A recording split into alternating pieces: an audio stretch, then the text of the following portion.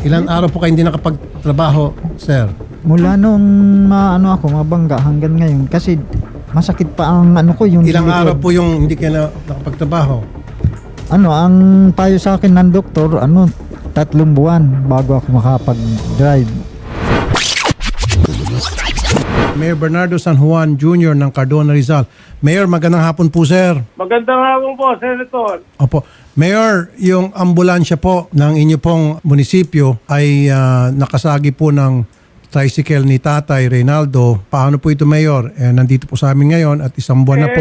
Alam po ninyo, Senator, yan hindi na dapat umabot ng ganyan eh. Kaya lang sinasamantala nila kami eh. Aksidente yun, normal na aksidente. Kung ano lang ang physical na ayun lang ang dapat babayaran. Kung may Opo. nasira sa sakyan, may nasaktan. Totoo. Pati naman yung 9 na araw na tinigil niya, sinisingil ako eh. Paano naman gusto nila mangyari sa akin?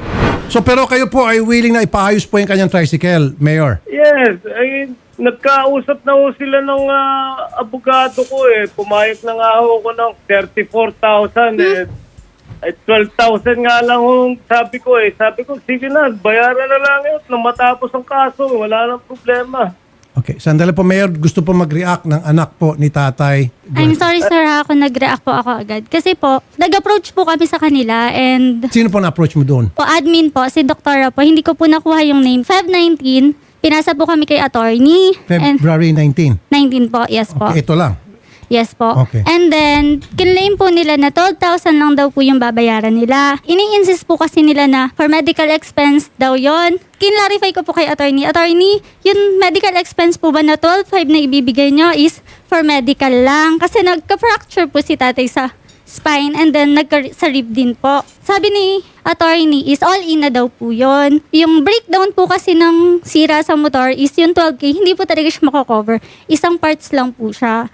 So, Magkano po, kayo hubay nagpa-estimate na yes po. sa talyer, magkano po abutin sa total repair? Pinakita niyo ba yan sa tanggapan ni Mayor? Yes po. Magkano po yun? Sa estimate po is Magkano? Sa tricycle pong nakalagay po dito, 29,901. Nung pinorward niyo po yan or nung ito po ay binigay niyo sa opisina ni Mayor, binigay niyo bang pangalan nung talyer? Tapos Ay, nandun po yung telephone number?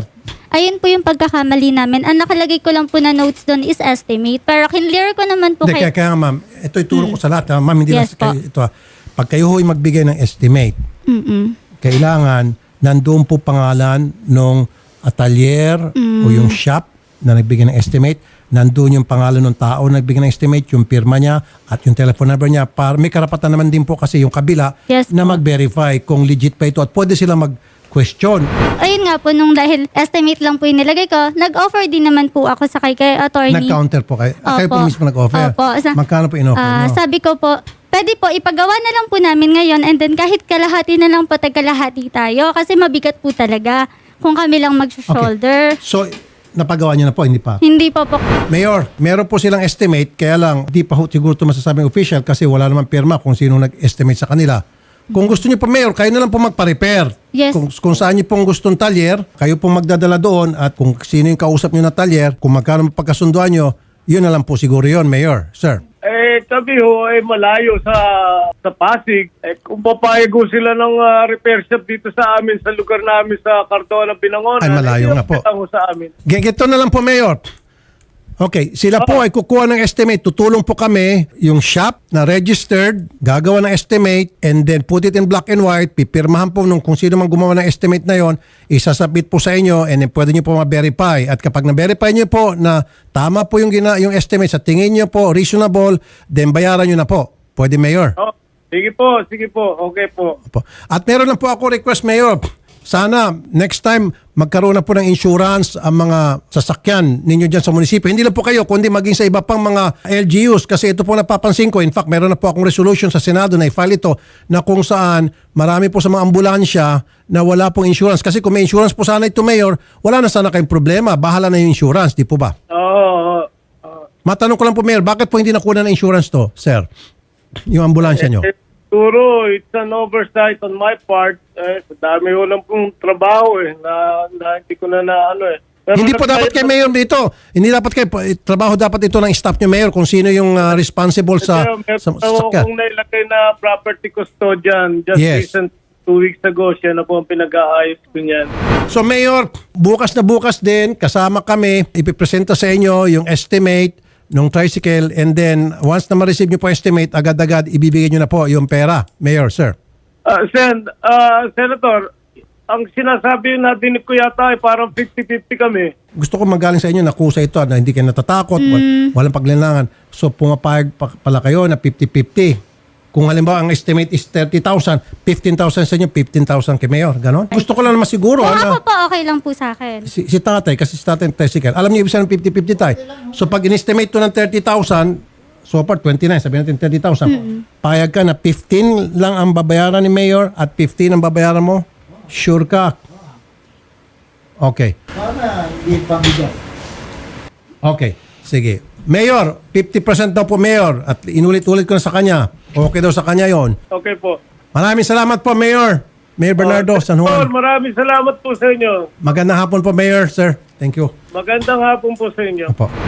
Bukas na bukas, makukuha niyo na po yung pera kay Mayor, yung 50%, para maumpisan niyo po pagpaparepair ng tricycle. Oo.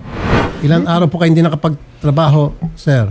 Mula nung ako, mabangga hanggang ngayon kasi masakit pa ang ko yung Ilang likod. araw po yung hindi kayo nakapagtrabaho? Ang payo sa akin ng doktor, 3 buwan bago ako makapag-drive. Sa spine po ba? Yes po. Hindi, pero yung pasada niyo sinisingil na kay Mayor. Kahit lang, mga 400 lang isang araw. 40,000? 400 isang araw. Ayos na yun. Okay. So, magkano yung 10 araw? Oo, kahit na 400 lang, ayos na yun. Para walang problema. Okay, ganito. Since hindi ko naman kasalanan po ito, yung pagka-aksidente sa inyo, ako po tutulong. Okay? Ginagawa ko naman po talaga to, ginagawa ko sa lahat. Parang standard po yan dito. Pag kayo po lumapit, nakita ko, kayo po nagrabyado, hindi lamang po tulong ang binibigay ko na assistance na para masolve problema, kundi pati financial, ginagawa ko po yan. Dito lamang po yan sa Wanted sa Radyo, na kung saan kami po nagpapaluwal ng financial. Matagal ko na ginagawa yan, kahit hindi pa ako senador. Sige po, sir, dahil kayo po ay meron ka, nagpapa-spine ka. Treatment. May bali din daw po kasi sa ribsita. Yes. Okay, ipapagamot ko po yan. May budget naman po kami sa mga senador. Kung yung tinatawag na yung GL, guarantee letter, diyan po, papagamot kita from start to finish. Yun po ay galing sa gobyerno po yun na na-allocate po sa akin para tulong sa mga katulad ninyo. Pero yung bibigay ko financial dito, sarili ko po yun. Maraming salamat po, sir. Bibigyan ko po kayo ng 20,000. Okay na sa yon. Malaki na ho yun, sir. Bibigyan kita ng 20,000, tay. Yan po itulong ko pinansyal sa inyo. Maraming salamat Kasi nawalan ka ng income ng pagkatagal-tagal, sana yung 20,000 mga katulong. And then doon po sa pagpapagamot, sabi ko nga, meron kami tinatawag na guarantee letter.